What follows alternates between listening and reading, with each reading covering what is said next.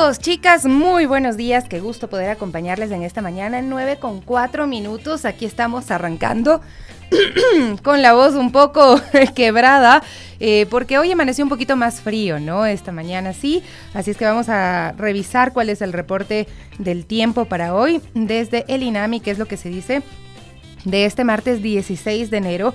Cielo parcial nublado variando a ocasional nublado, ráfagas de viento ocasionales y radiación ultravioleta muy alta en Quito, lluvias de variable intensidad en la tarde al noroccidente de Pichincha. Esto es lo que nos dice el INAMI. Este es el pronóstico del tiempo para esta tarde. Por otro lado, ¿qué nos dice la Secretaría de Movilidad? Todos los sistemas de transporte público de la ciudad, total normalidad en sus operaciones, se registró un aumento considerable de usuarios, fue activada la flota de reserva, eso es lo que nos dicen nuestros amigos que están conectados a esta hora en la mañana. Así es que amigos, amigas, ya saben, a reportarse con nosotros también, contarnos cómo está el tránsito esta mañana en la capital. Qué bueno que activaron la flota de reserva. Es importantísimo que los ciudadanos y ciudadanas puedan llegar a tiempo a los sitios donde realizan sus actividades cotidianas. También se informaba desde la Agencia Metropolitana de Tránsito hace 13 minutos en el sector de El Calzado, en la avenida Teniente Hugo Ortiz, se encuentra cerrado el carril izquierdo en sentido sur-norte. Con precaución y atención en las vías, dice el municipio de Quito, Quito renace. Así es que por favor preste atención, hay siniestros de tránsito que se presentan todos los días. 9:06 a.m.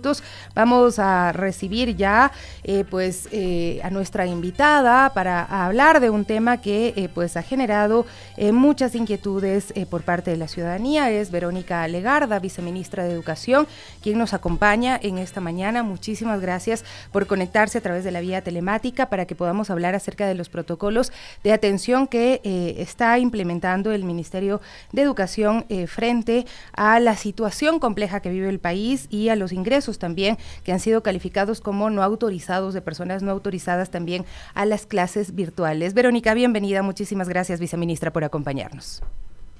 Sofía, muchísimas gracias por la invitación. Un saludo a todas las personas que nos escuchan, sobre todo a las y los estudiantes del país. Por favor, primero expliquemos cómo ustedes califican estos ingresos no autorizados. Han reportado el día de ayer que desde el 9 de enero se trata de 36 ingresos no autorizados. ¿De qué precisamente estamos hablando en contraste con las imágenes que se han viralizado, que las ha viralizado la Unión Nacional de Educadores? Bueno, muchísimas gracias por la pregunta. Efectivamente, creo que es importante aquí hacer una aclaración. No se tratan de ciberataques. Un ciberataque es realmente un comprometimiento a los sistemas informáticos de una institución, en este caso el Ministerio de Educación. Los sistemas funcionan perfectamente y no hay ningún hackeo, como se lo habla de manera técnica. Estamos hablando justamente de ingresos no autorizados de personas a las aulas virtuales. Efectivamente fueron 36 casos a nivel nacional. Ustedes deben comprender que nosotros tenemos 15.506 instituciones educativas a nivel nacional, de las cuales efectivamente hubieron estas intromisiones, se puede decir. El caso, ¿no es cierto? Hablamos de aproximadamente el 0.23% de la totalidad. ¿Esto qué significa? Que cuando se hace la clase virtual, hay alguien que utiliza de una manera no adecuada el link de enlace para poder acceder y evidentemente hay estas situaciones, ¿no es cierto? Como he dicho, nosotros de manera permanente hacemos el monitoreo de estas circunstancias y por eso sabemos que efectivamente son 36 casos a nivel nacional. ¿Qué es lo que hemos hecho? Es importante que se conozca, que la ciudadanía sepa que el Ministerio de Educación no es que por estas circunstancias empieza a actuar. Nosotros hemos tenido de manera permanente desde hace muchísimo tiempo atrás protocolos que permiten salvaguardar la seguridad de la comunidad educativa institucional instituciones educativas, docentes, estudiantes, para poder garantizar espacios educativos seguros, ya sea en cualquiera de las modalidades, tanto a nivel presencial y en este caso como a nivel de modalidad no presencial. Ujú. Y efectivamente nosotros compartimos de manera recurrente cuáles son estos lineamientos pedagógicos de estos procesos de adecuación para que la virtualidad efectivamente se asegure. ¿Qué hemos hecho en este caso en particular?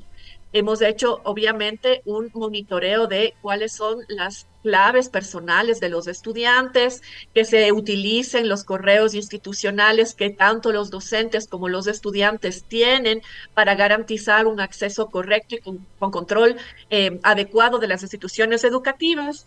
Y claro, también lo que estamos haciendo es capacitando a los docentes y a los propios estudiantes en temas de tecnologías de la información para también evitar que el analfabetismo digital sea obviamente una de las motivaciones que los grupos terroristas, en este caso, o supuestos grupos terroristas, puedan hacer uso para justamente poder tener estos accesos no Ahora, autorizados. viceministra, para clarificarlo un poquito más, ¿para cada clase se genera un link diferente o tienen un link permanente?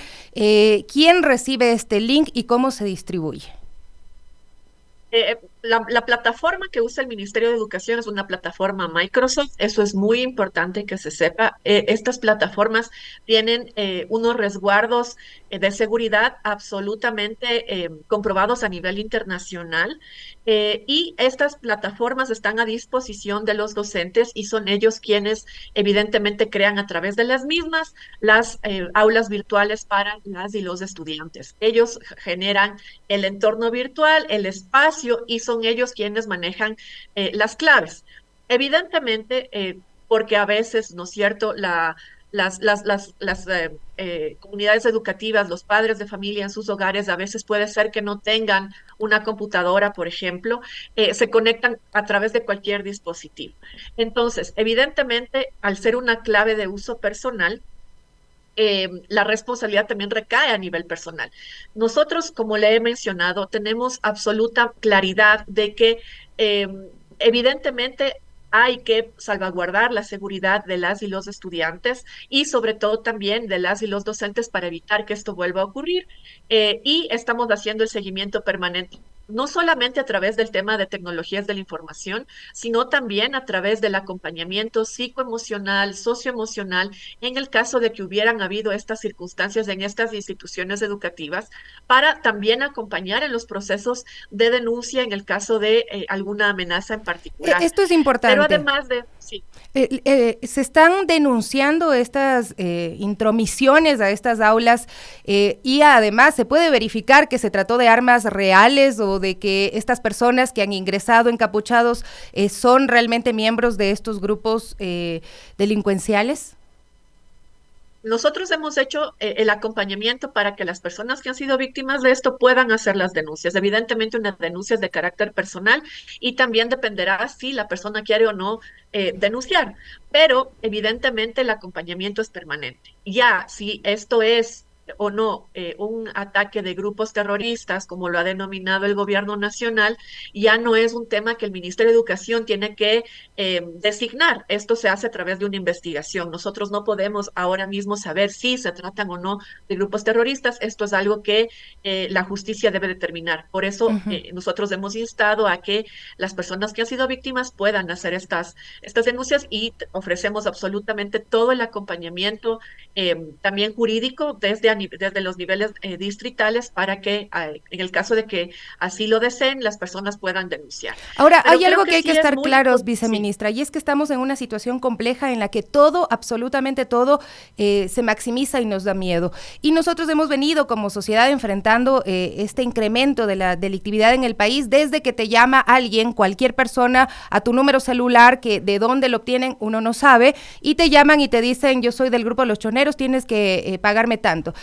La persona que recibe la llamada tiene dos opciones, colgar inmediatamente o quedarse escuchando la llamada. Y entiendo que el protocolo es cerrar inmediatamente esta sala de clases y no quedarse a escuchar la amenaza. Por supuesto, justamente, y creo que aquí es muy importante porque hace un momento escuchábamos la entrevista del señor Quispe de la UNE, ¿no es cierto? Nosotros tenemos protocolos absolutamente bien definidos en el Ministerio de Educación, no por el momento que está ocurriendo en la actualidad. Nosotros hemos venido trabajando en entornos seguros y protectores para las diversas modalidades que el Ministerio de Educación tiene, no de hace un año atrás, no de hace 15 días, no de la semana pasada. Esto es un protocolo que se viene trabajando inclusive con cooperación internacional para garantizar los espacios seguros y protectores. Como usted muy bien menciona, este protocolo las precauciones para que los docentes sepan qué hacer en estas circunstancias. Evidentemente, una de las principales recomendaciones es en el caso de un ataque de estas características, se cierra la sesión, inmediatamente se reporta, se activan los y las DESES para poder hacer el acompañamiento tanto a docentes como a estudiantes y garantizar, obviamente, la continuidad educativa en la modalidad no presencial ahora mismo para evitar riesgos justamente en el acceso a la educación. Pero claro, evidentemente, esto también está absolutamente visualizado y por eso el Ministerio de Educación ha generado estos protocolos y mecanismos Y sí se aplicaron en los para, momentos primero, en que hubo estas otra vez, garantizar incursiones. la seguridad, Sí se por aplicaron. supuesto, Hubo contención por emocional, supuesto, psicológica. se han aplicado, por supuesto, eso es lo que le menciono. Una vez que el docente reporta esta situación, el aula virtual, tal como dice el protocolo, y lo reporta, inmediatamente se activan los DSs, que son los acompañamientos socioemocionales y psicosociales de las instituciones educativas, hace la contención a las y los estudiantes y también acompaña al docente para garantizarle estabilidad emocional. Lo primero que se hace, evidentemente, son primeros auxilios psicológicos para, evidentemente, garantizar que esto no pueda afectar a la salud mental ya de por sí afectada en la comunidad educativa. Usted mencionaba la entrevista que se tuvo con un representante de la Unión Nacional de Educadores y él cuestionaba un poco la decisión del ministerio de llevar a los estudiantes a la no presencialidad o virtualidad. Si nos puede clarificar un poco también si es que hay diferencia entre entre estos dos términos que se están utilizando. Y también a mí me llamó la atención algo porque desde quienes manejan los temas educativos siempre se aboga por la presencialidad en las clases, pero cuando ustedes han puesto el tweet en las redes sociales de que habrá no presencialidad hasta el día 17 de enero, hay padres de familia que enseguida empiezan, por favor, no retornen a la presencialidad, no retornen a la presencialidad. Y es como muy complejo el tema porque siempre sí uno tiene la certeza de que lo mejor es que los niños y niñas estén en las aulas. Por supuesto, y usted ha topado un punto neurálgico. Es importante que se pueda reconocer que el derecho a la educación es un derecho que no puede suspenderse porque habilita el acceso a otros derechos. Por eso nosotros hemos dicho que las escuelas tienen que ser lo último en cerrar y lo primero en abrir. Sin embargo, hay contextos que evidentemente nos superan y que definitivamente pueden poner en riesgo a las comunidades educativas. Y por eso el Ministerio de Educación, en coordinación con las carteras de Estado que están a cargo del tema de seguridad en el país, ha tomado esta decisión para poder garantizar una modalidad no presencial hasta el 17 de enero. Ya en esta fecha se podrá evaluar cómo poder hacer, qué decisiones tomar y en el contexto actual, cómo poder seguir articulando con las otras carteras de Estado. Pero creo que es importante que la ciudadanía sepa qué significa no presencialidad. La no presencialidad tiene diversidades de mecanismos para garantizar la continuidad educativa. Una de ellas es la virtualidad, por supuesto, pero en el caso, y aquí es importante que se sepa, sabemos perfectamente que la conectividad en el Ecuador no es al 100% y hay áreas rurales, sabemos perfectamente que el 35% de las instituciones educativas en el área rural no tienen conectividad.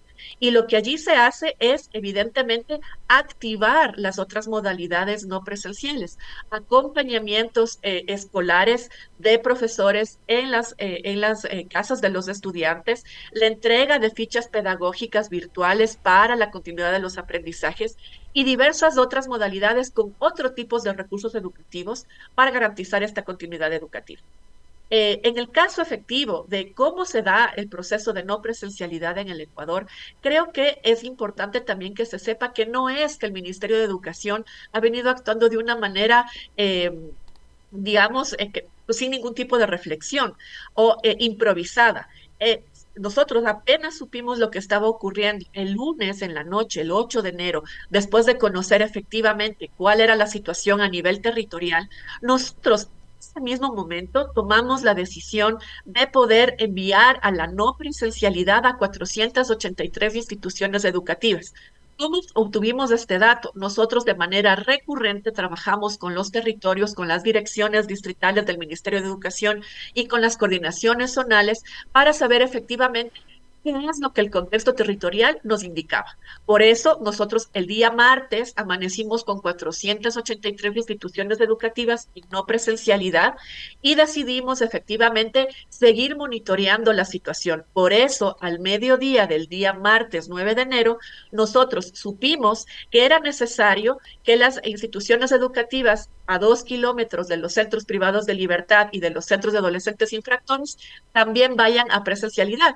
A pesar de que nosotros sabíamos que en los alrededores de estos establecimientos no existían riesgo, al menos en la mayoría de las ciudades del país, sabíamos que estas eran unas zonas que tenían interés el Ministerio del Interior de poder tomar control. Y para salvaguardar los intereses de la comunidad educativa y sobre todo la seguridad de las docentes y los estudiantes, tomamos esta decisión. Por eso, 1.600 instituciones educativas hasta el mediodía del día martes se tomó la decisión de la no presencialidad. Evidentemente, con la declaratoria del decreto 111, que determina lo que en la actualidad estamos viviendo, definimos que efectivamente el contexto no era lo suficientemente adecuado para tener una modalidad presencial. Por eso el Sistema Educativo Nacional, después de la emisión del decreto 111, se determinó que era necesario que tenga modalidad no presencial en todos los sostenimientos, fiscales, fiscomisionales, municipales y particulares.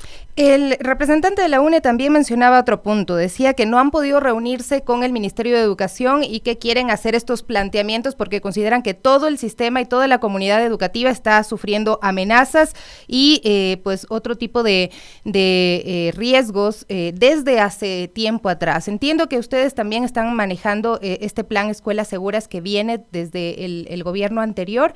No sé si se ha modificado o si se continúa con la misma estrategia.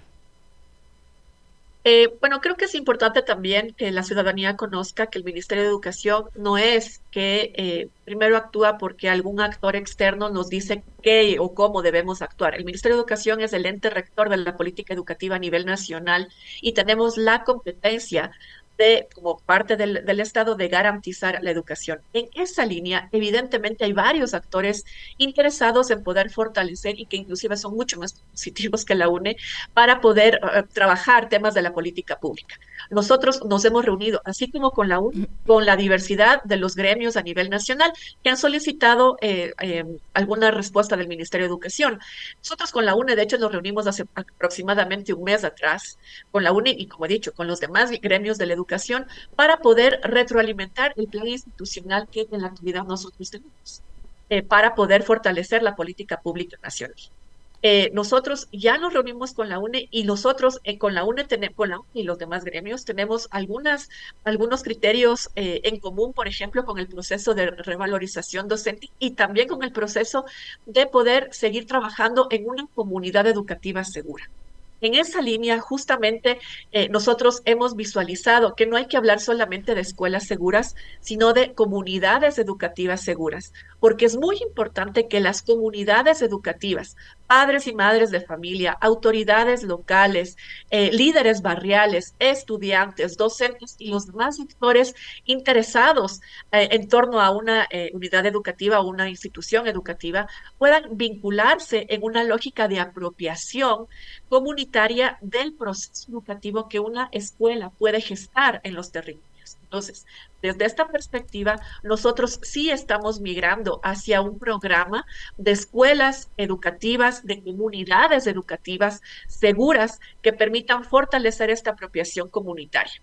En esa lógica, evidentemente, hemos venido articulando con otras carteras de Estado, como el Ministerio del Interior, por supuesto, pero también con otras carteras de Estado como salud, como el MIES, como el deporte, como cultura, para poder dar respuestas articuladas en los territorios que permitan generar redes de protección social para las familias, para los estudiantes y poder garantizar respuestas integradas que permitan aportar desde el Estado con la política pública, con los presupuestos unificados, con gestiones, inclusive con vinculación de gobiernos autónomos descentralizados para poder hacerle frente a este problema estructural que es la violencia, en donde todos y todas tenemos responsabilidades directas. Así que desde esa perspectiva, hacia esa mirada, estamos migrando con los programas de comunidades educativas seguras. Nuevamente le planteo esto, ¿en qué medida, pues, o de qué dependerá la decisión de retornar a la presencialidad a partir del 17 de enero? Como le he mencionado, nosotros hacemos una valoración minuto a minuto de lo que sucede a nivel territorial en la situación en la que estamos viviendo en la actualidad.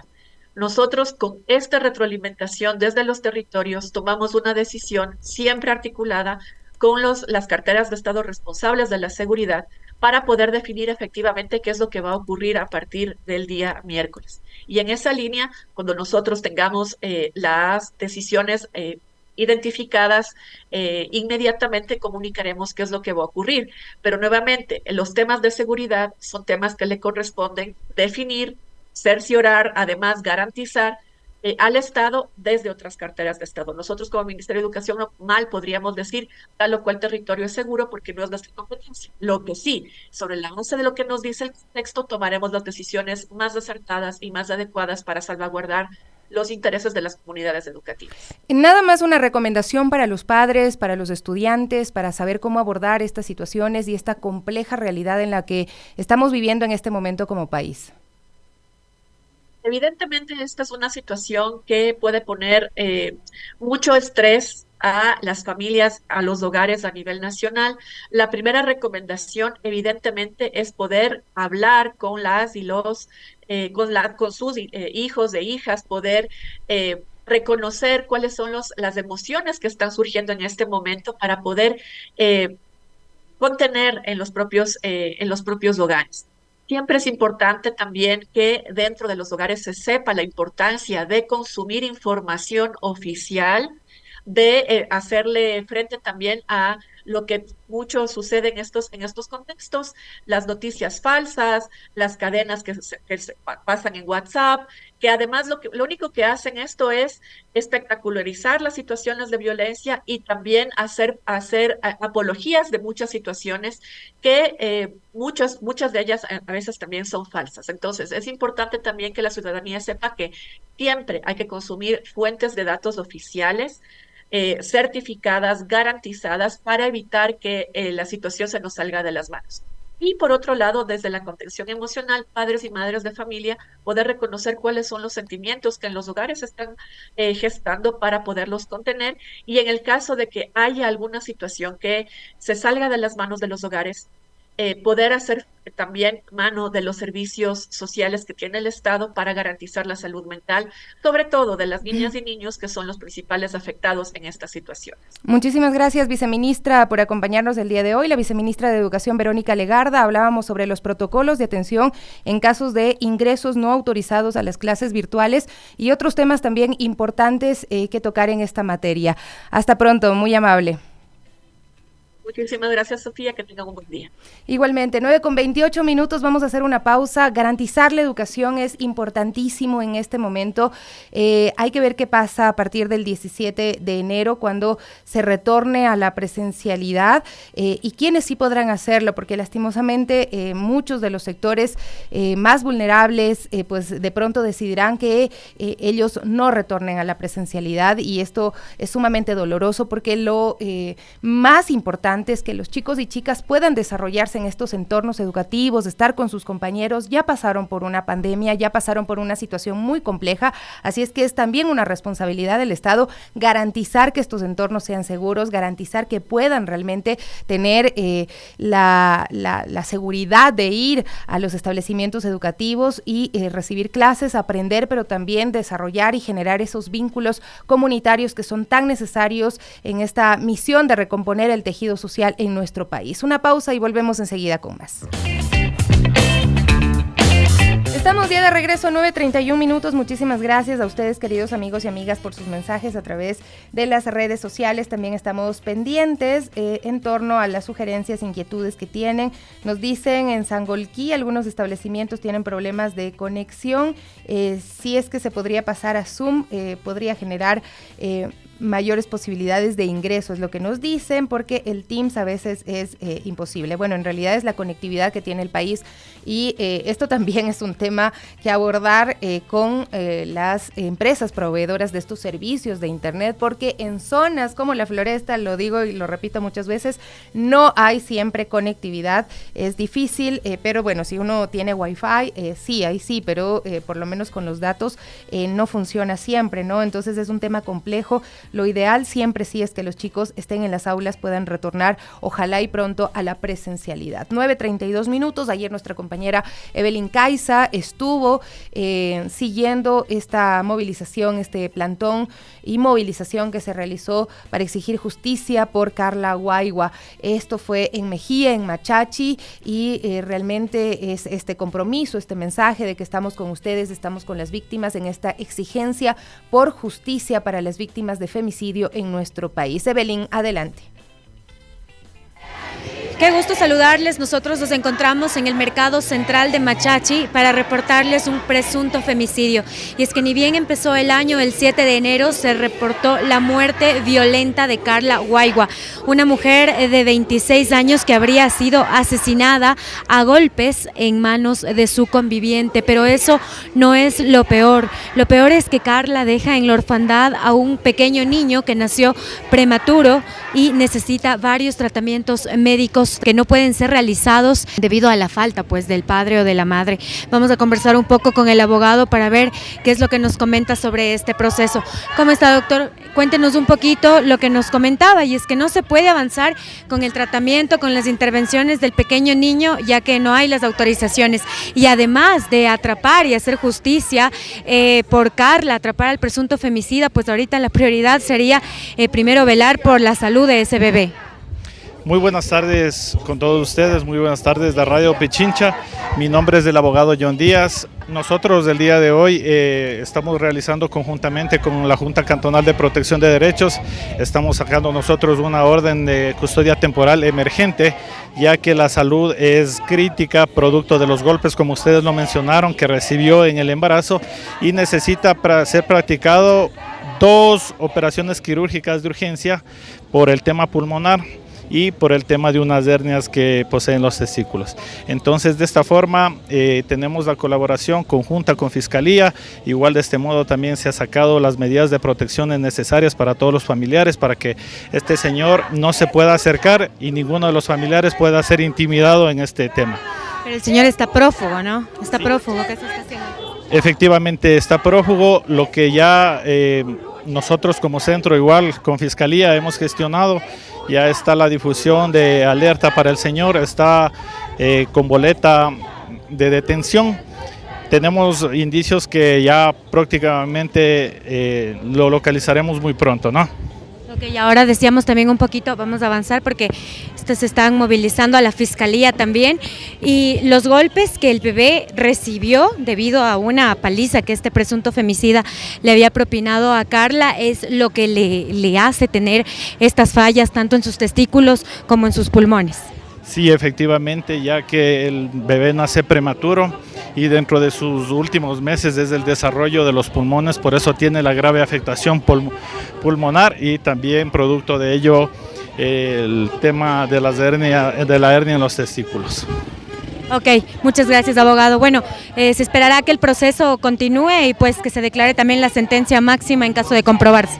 Sí, nosotros estamos en la lucha y estamos todo para luchar y que sea sentenciado con todo el rigor de la ley, porque este hecho no puede quedar en la impunidad. Ok, bastante doloroso escuchar las palabras que dice el abogado, y es que el bebé está enfermo debido a las golpizas que el agresor le propinaba a la madre durante el embarazo. Ahora la madre no está y tampoco se puede avanzar con la salud del bebé debido a estos procesos de custodia pues que piden las autoridades. Todo es acá tan doloroso, se siente un ambiente bastante lúgubre, y vamos a conversar también un poco con la hermana. Ella es Jacqueline, para ver qué es lo que nos dice. Jacqueline, ¿cómo estás? Cuéntanos un poco esta marcha. Vamos a avanzar a la fiscalía y principalmente, además de que se haga justicia, se solicita esto de la custodia para al menos salvar la vida ya del bebé. Sí, justamente estamos tramitando la custodia para nuestro bebé, que sea a cargo de la familia. Y a posterior también con esta marcha queremos hacer un llamado a las autoridades para que nos agiliten el proceso, el trámite, y no sea indiferente ante la gente ni ante las autoridades, y que el caso de mi hermana sea llevado a la justicia y que este hombre, la cara de este hombre, salga a la luz y que le conozcan para que le puedan apresar y pague con la justicia que se merece. ¿Cómo fue que ustedes se enteraron de esto? ¿Qué pasó? ¿Dónde estaban? Nosotros estábamos justamente en la casa de mi abuelito cuando mi madre recibe una llamada y le dicen que algo pasa en la casa de mi hermana, siendo posterior decirnos que está muerta.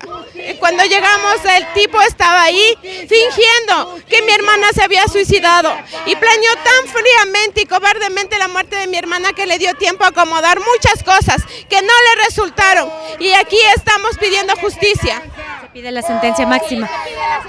Ok, muchísimas gracias. Bueno, no queremos revictimizar un poco a la familia, es bastante doloroso, sin embargo ya han escuchado, esto es lo que tienen que saber, que además de pedir justicia por Carla, es también exigir a las autoridades que den una pronta respuesta, porque ese bebé que nació prematuro debido a los golpes que su padre le propinaba a su madre durante el embarazo, pues ahorita para salvarlo necesitan también estas intervenciones, así que el llamado acá principalmente es para que la justicia acelere este proceso de custodia y pues después claramente para que el femicida pueda tener la sentencia en caso de comprobarse el hecho. Recalcamos que se encuentra prófugo, se encuentra huido, y pues el abogado nos comentó que hará lo posible para encontrarlo y para que se lo condene en el marco de la ley por femicidio, que es una pena máxima de 34 años con 7 meses.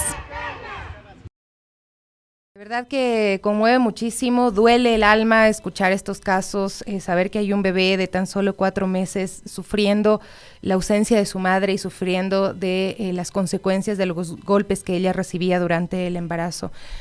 A la policía, a la fiscalía, nuevamente esa exigencia de que ubiquen a los femicidas, de que no permitan que estos crímenes queden en la impunidad. Hoy más que nunca demuéstrenle al país que realmente están para luchar en contra de todas las violencias. No es posible que una persona que no es en teoría un criminal con experiencia pueda ocultarse también de ustedes, señores policías, señores de la fiscalía. Tienen que investigar dónde está y llevarlo ante la justicia. Acá está con nosotros ya la Gaby Cruz, y precisamente para seguir comentando otros casos que también son muy, muy complejos, dolorosos, porque en estos temas de femicidios, conseguir justicia es tan complicado, incluso cuando llegan a detener a los agresores, porque cabe la posibilidad de que dentro de las mismas prisiones, de los centros de privación de libertad en nuestro país, pues su vida corra riesgo para que intenten ocultar de pronto si existen otros sospechosos y demás, como ha sido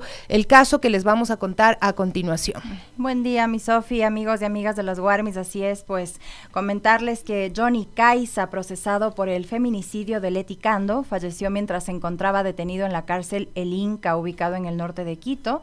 Así lo informaron el lunes 15 de enero. Bueno, esto lo informó el abogado de los familiares de la víctima, Galo Quiñones. Johnny Caiza era procesado como presunto autor directo del delito delito de femicidio cometido contra la enfermera Leti Cando, y esta decisión se tomó en la audiencia de reformulación de cargos del pasado 21 de diciembre con la presentación de nuevos elementos de convicción. Así es, para fundamentar el cambio del tipo penal, recordemos que el fiscal citó, entre otros elementos, una pericia de autopsia psicológica donde se determinó que Leti Cando fue violada y luego asesinada. El informe recomendó que esta causa se trate como femicidio. El 2 de septiembre de 2023, la enfermera salió a una fiesta en la que conoció a Kaisa. Ella y otras personas habrían ido a la casa del procesado y desde entonces estuvo desaparecida. Tras investigaciones, la Fiscalía y la policía encontraron los restos lamentablemente desmembrados de Leti, enterrados en el bosque del Parque Metropolitano Huanhuiltagua, cerca del inmueble de Johnny C. El hombre enfrentaba este proceso penal desde el 8 de septiembre de 2023 por desaparición involuntaria, con resultado de muerte de la víctima. Y según el informe, el deceso del presunto femicida de 30 años ocurrió a las 21 horas del 12 de enero en el Centro de Privación de Libertad de Quito, donde permanecería el recluido. Mira que nos enteramos apenas el día de ayer, no habían los reportes de que había sido asesinado, y esto fue la semana pasada, imagínate tú, y se estaba como ocultando la muerte de este femicida, ¿no? El cuerpo de Kaisa presenta, según un informe, un hematoma, que es acumulación de sangre antiguo en la región intercostal izquierda, y otro en el abdomen. Además se encontró una escoriación, una irritación cutánea antigua en la rodilla izquierda, y se hallaron varios signos de violencia.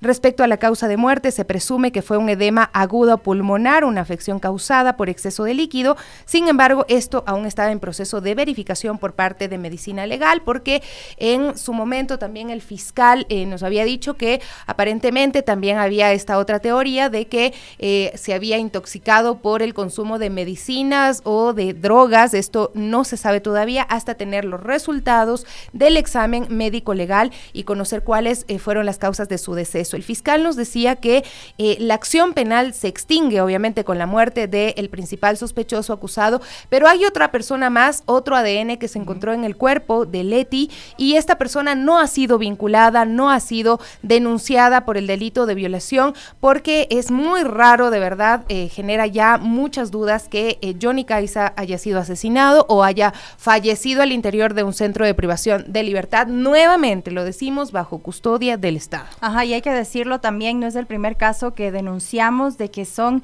los familiares, o en este caso el abogado de los familiares de la víctima, que dan la alerta de esto. Es decir, que no nos enteramos de este caso, o por en este sentido del fallecimiento del presunto femicida a través de las autoridades, sino que tienen que ser los familiares o el abogado de los familiares de la víctima, y no es el primer caso que tenemos así. Así es la queja y además, puntual. De lo que conozco, Gaby, le llamaron a la familia de Leti a decirle, ya está, ya se murió el femicida, el acusado, ya olvídense del caso, y no es así.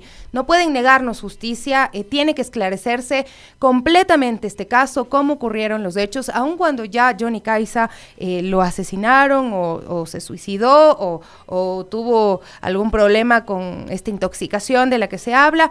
Tenemos que saber la verdad completa, que es parte de la reparación que se merecen las víctimas de femicidio en nuestro país. Y Gaby, también antes de pasar a otros temas, quería repasar una nota que nos dejó nuestra compañera Evelyn Kaisa, ya volviendo a la ciudad, a los temas de comunidad. Gracias a propósito a quienes están tan pendientes de contarnos lo que ocurre en la ciudad. La Agencia Metropolitana de Tránsito informaba hace un momento que hay una calle cerrada, esto también por siniestros de tránsito. Mucho cuidado, por favor, en las vías. Nos dicen en el sector de El Calzado, la avenida Teniente Hugo Ortiz se encuentra cerrada el carril izquierdo en sentido sur-norte. Bueno, ya lo actualizaron, ya la habilitaron esta vía, pero ocurrió ahí un hecho, un siniestro, así es que también para que lo tomen en cuenta. Pero un poco esto para poner en contexto lo que vamos a hablar, porque se necesita la pacificación también de las vías, y esto viene por varios ámbitos, ¿no? Primero, que los ciudadanos seamos también responsables, Gaby. Sí, totalmente de acuerdo. Bien lo menciona Sofi, la responsabilidad es compartida, ya lo hemos dicho aquí bastantes veces, que realmente la responsabilidad vial es de todos, no solo de las autoridades, sino también de nosotros como transeúntes, peatones, conductores, responsabilidad compartida. Pero también hay veces en las que puede aportar la política pública, el diseño de la ciudad para mejorar la pacificación, ¿no? La posibilidad de moverse en las calles, en las vías de Quito. Así es que Evelyn Caiza nos preparó un reporte sobre este planteamiento que se había hecho en la Avenida de los Chiris. Fue el accidente ocurrido la madrugada del 30 de diciembre, donde por hacer carreras clandestinas, más conocidas como piques, 2 autos se estrellaron entre sí, provocando daños a otros 9 vehículos, lo que hizo que el alcalde de Quito, Pavel Muñoz, anuncie un proyecto de intervención total en la Avenida de los Chiris. La propuesta consistiría en la pacificación de la vía, que implica cerrar uno de los carriles para aumentar la carga vehicular, esto para que los autos circulen más lento. También se habla de la posible demolición de la Tribuna del Norte para, en ese espacio, sembrar árboles y convertirlo en un bulevar. Para Juan Pablo Rosales, miembro de la Asociación de Peatones de Quito, la Chiris es una avenida demasiado ancha. Dice que al mes, más de 100.000 personas que visitan el Parque de la Carolina se encuentran con dificultades de poder cruzar esta calle. Es una avenida demasiado ancha para cruzar. Hay miles de personas, se calcula que más de 100.000 personas cada mes vienen a visitar el Parque de la Carolina y muchos se encuentran con la dificultad de poder cruzar una avenida tan ancha y que en el medio tiene además una infraestructura dedicada para vehículos que perfectamente podrían parquearse utilizando los parqueaderos del Parque de la Carolina. Añade que la tribuna es un sitio inseguro y peligroso, y desde esta asociación apoyan la propuesta de Muñoz de demolerla. Para la Asociación de Peatones, este tipo de infraestructuras urbanas como la tribuna de los Chiris, además que ahora pasa ya completamente cerrada, con rejas todo el tiempo, nos parece que lo único que hace es complicar el tránsito de los peatones hacia el parque, además de volverse un sitio inseguro y peligroso en donde nos puede atacar la delincuencia. Por otra parte, Juan Báez vive en un edificio frente a la tribuna. Está en contra de los piques, pero también en contra de que derrumben la tribuna. Dice que no hay presencia de la autoridad y que esto es lo que debe fortalecerse. Eso está mal, pero tendrían que regularizar, porque se ve que no hay mucho control en las noches. Porque a partir de las 7 de la noche no hay ningún agente de tránsito. Y ahí es lo que cometen todas las infracciones, accidentes y todo, pasa solo en la noche. Las noches que se sale es que no hay nada y comienzan los piques, hay bastante delincuencia también, roban por las otras calles, rompen los vidrios de los autos, entonces no hay control aquí. Daniela Espinosa se suma a este sentir y añade que la solución no es demoler la tribuna, sino incrementar la presencia de la autoridad y los controles policiales. Deberían tener más control, porque no solo afecta o se pueden afectar ellos, afecta a personas que no tienen nada que ver. Entonces sí debería haber mucho control, vienen, están 5 minutos, se van y no es así, ellos van y después regresan. No, en eso no estoy de acuerdo, porque es un lugar de esparcimiento, sirve cuando hay los desfiles, en esa parte no estoy de acuerdo. Por otra parte, Alejandra Sandoval es coordinadora de infraestructura de la iniciativa Bloomberg para la seguridad vial. Ella dice que es una buena idea priorizar al peatón sobre los vehículos. Sin embargo, sobre demoler la Tribuna del Norte, asegura que primero se debe tomar en cuenta la carga simbólica que esto tiene para los quiteños. Creo que el replantearse la reutilización y el rediseño del espacio de la Avenida de las Chiris es algo importante debido a que es un sector bastante peatonal, colindante siendo el borde oriental del Parque La Carolina. Debería ser un sector seguro para el transitar de los peatones y por lo tanto es adecuado un rediseño, ¿no? Ahora, en cuanto al diseño y la propuesta puntual justo en el sector de la Tribuna de los Chiris, considero que existe no solo una opción sino varias y creo que es importante para cualquier opción de diseño tomar en cuenta la carga simbólica de ese lugar para la ciudad de Quito, porque es un lugar donde se confluyen muchas personas cuando hay ciertas actividades, incluso movimientos sociales. Y en ese así es icónica como en la Tribuna del Sur, también en la Tribuna de los Chiris. Así que yo creo que sería importante analizar bien qué y cómo sería el diseño en ese sector para no solo generar un espacio nuevo para el peatón, sino diseños geométricos que permitan pacificar la vía y bajar la velocidad de los vehículos. Bueno, ahí estaba la nota de nuestra compañera Belén Caiza, que un poco retrataba distintas opiniones en torno a este tema. Nuestros amigos y amigas oyentes también tienen sus opiniones, pero personalmente a mí la tribuna de los Shiris me parece que no aporten nada en esa zona, sobre todo porque pasa cerrada, ¿no? La tribuna del sur me parece que tiene mayor utilidad, que sí realmente se usa por parte de los ciudadanos y ciudadanas, porque algo que está ahí tiene que ser usado. Sí. Realmente hay que aprovechar los espacios públicos y si hay nuevos proyectos en los cuales podamos mejorar esto, por ejemplo, tal vez un bulevar que tenga mayor seguridad, mayor iluminación, que la gente pueda ir allá y caminar sin problema, sería viable, ¿no? Entonces realmente es positivo analizar todas las propuestas. Desde el lado de la alcaldía también lo han hecho como una consulta ciudadana, están analizando también opciones, no es algo completamente ya decidido, cerrado, así que veremos qué pasa con este espacio público que realmente es de todos y la idea sería utilizarlo. Así es, y bueno, habrán también otras prioridades en este momento, pero hay que ir pensando, hay que pensar la ciudad y hay que repensarla también, ¿no? Cuando se van presentando estos espacios que también se vuelven conflictivos. Bueno, volvemos, Gaby, a tratar el tema de las infancias, de los niños y las niñas, de los adolescentes en nuestro país, y hay un dato muy fuerte que lo da la UNICEF. Sí, así es, y es que los homicidios de menores en Ecuador aumentaron 640% en 4 años, un alza alarmante que ocurre en este contexto de crisis de inseguridad que atraviesa el país. Esto ya lo alertó el Fondo de Naciones Unidas para la Infancia, UNICEF. El organismo basó su informe en cifras del Ministerio del Interior que señalan el asesinato de 770 niños, niñas y adolescentes en 2023, un incremento drástico en comparación con los 104 casos del 2019. Así es, también se reporta un aumento en el reclutamiento forzado de adolescentes por parte de grupos armados y las instalaciones médicas y las escuelas están bajo asedio, según señaló Gary Conil, director regional del UNICEF para América Latina y el Caribe. Sí, el funcionario agregó también que la interrupción de servicios básicos en áreas controladas por grupos armados no solo pone a más niños en riesgo de ser reclutados, sino que también corta el acceso a la salud, a la educación, a la protección para otros cientos de miles. Y además UNICEF manifestó la preocupación por el creciente número de personal médico, maestros y directores de escuelas también amenazados, extorsionados y asesinados por grupos armados. Recién vimos hace par días cómo ingresaban a las aulas virtuales, a amedrentar también a los profesores y a los niños, ocurrió en esta semana.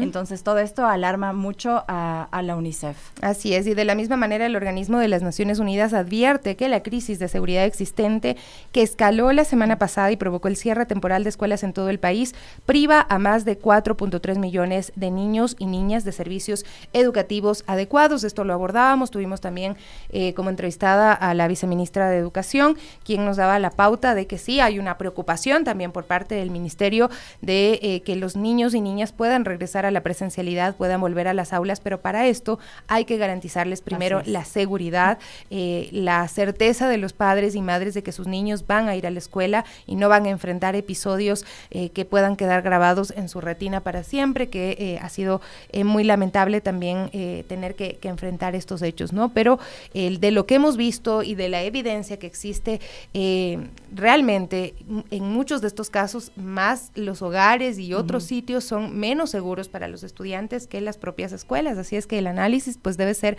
realmente a conciencia y que permita que puedan volver a las aulas 4.3 millones de niños y niñas. Eso es lo que se espera. Y bueno, también en otras noticias alarmantes y por la crisis también que vivimos de inseguridad en el país, pues las bandas del crimen organizado en Ecuador tienen unos 50,000 integrantes y estos son cálculos de Fernando Carreón, doctor en ciencias sociales y experto en fenómenos de violencia y profesor de la Flaxo, citado por el medio mexicano Proceso. De este modo, ese sector sector, que desde el martes 9 de enero fue declarado terrorista por el gobierno, sería el que más opciones de empleo ofrece. Qué locura que se estaría convirtiendo en el mayor empleador del país. La nota es de nuestra compañera Mariela Rosero. En nuestra web usted puede leerla y compartirla. Fernando Carrión señala que en Ecuador eso ocurre porque miles de jóvenes marginados no han encontrado más opciones laborales y las bandas los reclutan para traficar drogas, extorsionar, secuestrar y para convertirlos en sicarios. El gobierno ha identificado al menos 22 organizaciones criminales, entre otras los choneros, los tiguerones, los lobos, el cuartel de las feas como terroristas, según el decreto 111. Carrión apunta que tienen negocios ilegales muy lucrativos, como el tráfico internacional de cocaína y la venta de drogas al menudeo en el mercado interno. Eso le habría dado en los últimos años al narco una mayor capacidad para emplear masivamente a la población marginada, en especial a los jóvenes. Sí, en septiembre del 2023 la revista Science concluyó que el narco era ya el quinto empleador de México, por ejemplo.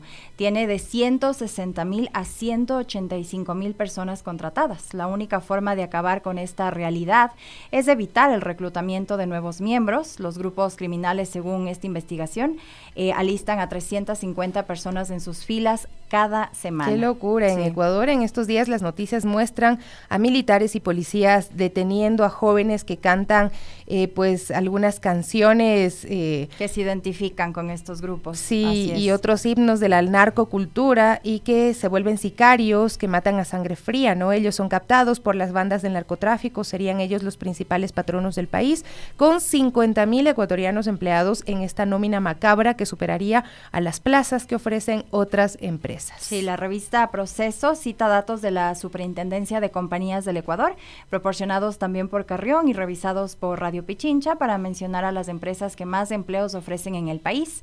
Y así se mencionan a la Acuícola Industrial Pesquera Santa Priscila con 15,598 trabajos, y en segundo lugar a la cadena de supermercados de Corporación Favorita con 10,996, aunque en la página web de este último aseguran que genera un poco más de 25,000, es decir, 12,467 directos. El cálculo de que las bandas del crimen organizado tienen en nómina 50,000 integrantes lo hizo Fernando Carrión a partir de fuentes policiales y de los organismos de seguridad del Estado y de un estudio que realizó el académico e investigador de la Facultad Latinoamericana de Ciencias Sociales en Quito. Bueno, estos son los datos que tenemos y se conectan estas realidades, lo que estamos hablando antes, ¿no? Chicos que están reclutados por las bandas, que no asisten al colegio, sacarlos de las aulas también genera esta falta de encontrar sueños, de encontrar un rumbo. Si para los niños, para las niñas, su vida no vale nada, porque nadie se ocupa de ellos, porque nadie les demuestra que sus vidas valen algo, evidentemente están buscando dónde conectar, ¿no? Y esta realidad, aunque muchos no la quieran ver, es así, está sucediendo en nuestro país y conecta, ¿no? Con que en Ecuador cada año unos 200,000 bachilleres se quedan sin cupo para acceder a las universidades, según los datos proporcionados también a Radio Pichincha por Javi Sánchez, consejero técnico del Laboratorio de Evaluación de la UNESCO y exdirector fundador del INEVAL. Además, en 2023, también según Sánchez, en Ecuador se vivió una verdadera calamidad educativa por el número de niños y adolescentes que fueron expulsados de las aulas, esto por disminución de la matrícula, abandono escolar causado por pobreza, por migración y también otros temas sociales y la falta de oportunidades para ser promovidos al siguiente ciclo. Esto lo convirtió en el peor año de la historia educativa. Así cerramos el 2023. De esas son las herencias que nos deja el señor Guillermo Lasso, ¿no? Que descuidó todos estos ámbitos sociales, priorizó beneficiar a las grandes corporaciones, a los grupos de poder en nuestro país y no a los sectores más empobrecidos que fueron aún más profundizada esa exclusión, ese empobrecimiento, ¿no?